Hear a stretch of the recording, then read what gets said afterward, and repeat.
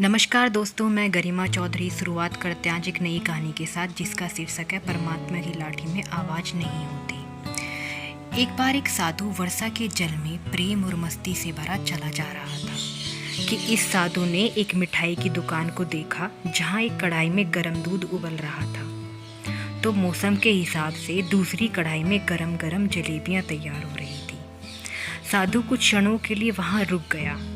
शायद भूख का एहसास हो रहा था या मौसम का असर था।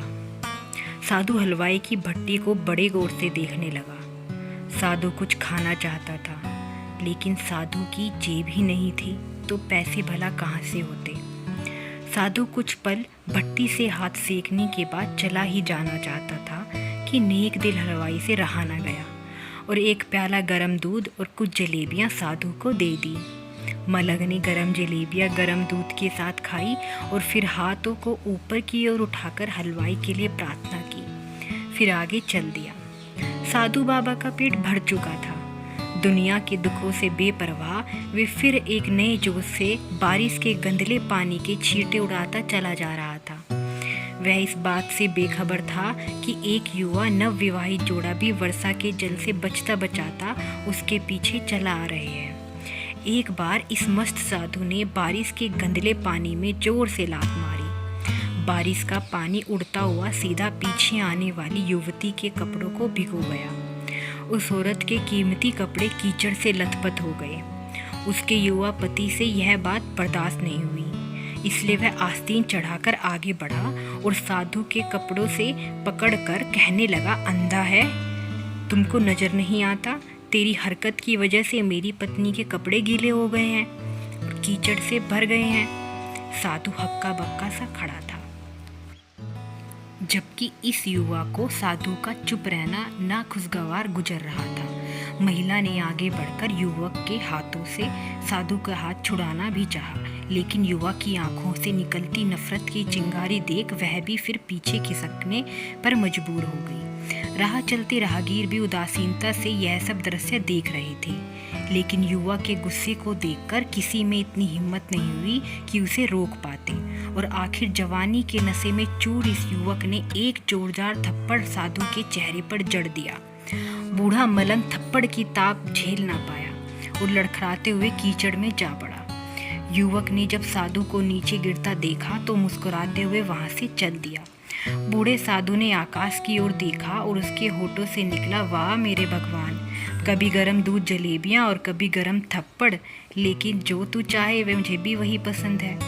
यह कहता हुआ वह एक बार फिर अपने रास्ते पर चल दिया। दूसरी ओर वह युवा जोड़ा अपनी मस्ती को समर्पित अपनी मंजिल की ओर अग्रसर हो गया।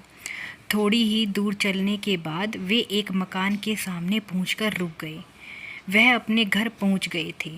वो युवा अपनी जेब से चाबी निकालकर अपनी पत्नी से हंसी मजाक करते हुए ऊपर घर की सीढ़ियां तय कर रहा था। बारिश के कारण सीढ़ियों पर फिसलन हो गई थी। अचानक वह युवा का पैर फिसल गया और वह सीढ़ियों से नीचे गिरने लगा।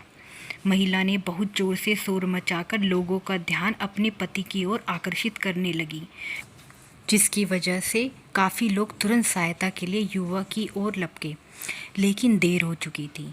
युवक का सिर फट गया था और कुछ ही देर से ज़्यादा खून बह जाने के कारण इस नौजवान युवक की मौत हो चुकी थी।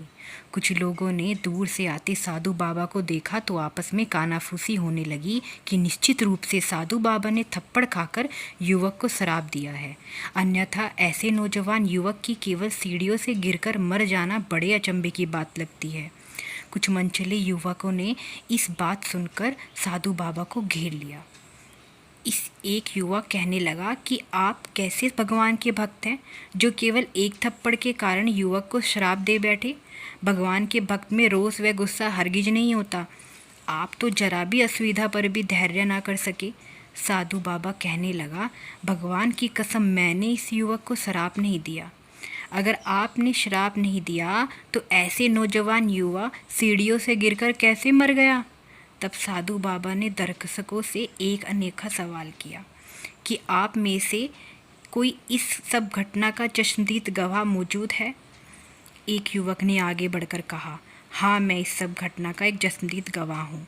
साधु ने अगला सवाल किया, मेरे कदमों में जो कीचड़ उछला था, क्या उसने युवक के कपड़े को दागी किया था?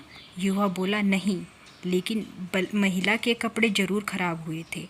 मलंग ने युवक की बाहों को थामते हुए पूछा, फिर युवक ने मुझे क्यों मारा?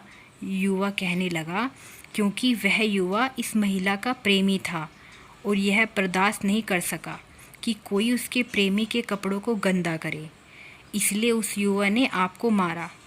युवा बात सुनकर साधु बाबा ने एक जोरदार ठहाका बुलंद किया और वह कहता हुआ वहाँ से विदा हो गया। तो भगवान की कसम, मैंने शराब कभी किसी को नहीं दिया, लेकिन कोई है जो मुझसे प्रेम रखता है। अगर उसका यार सहन नहीं कर सका तो मेरे यार को कैसे बर्दाश्त होगा कि कोई मुझे मारे, और वह इतना शक्तिशाली है कि दुनिया का बड़े से बड़ा राजा भी उसकी लाठी से डरता है। उस परमात्मा की लाठी दिखती नहीं और आवाज़ भी नहीं करती, लेकिन पड़ती है तो बहुत दर्द देती है। हमारे कर्म ही हमें उसकी लाठी से बचाते हैं। कभी किसी को परेशान ना करो, कभी किसी का दिल ना दुखाओ, हिसाब हर चीज़ का देना पड़ता है। धन्यवाद। अगर आपको यह वीडियो अच्छा लगा हो तो प्लीज़ इस वीडियो को लाइक कीजिए, शेयर कीजिए और हमारे चैनल को सब्सक्राइब कीजिए।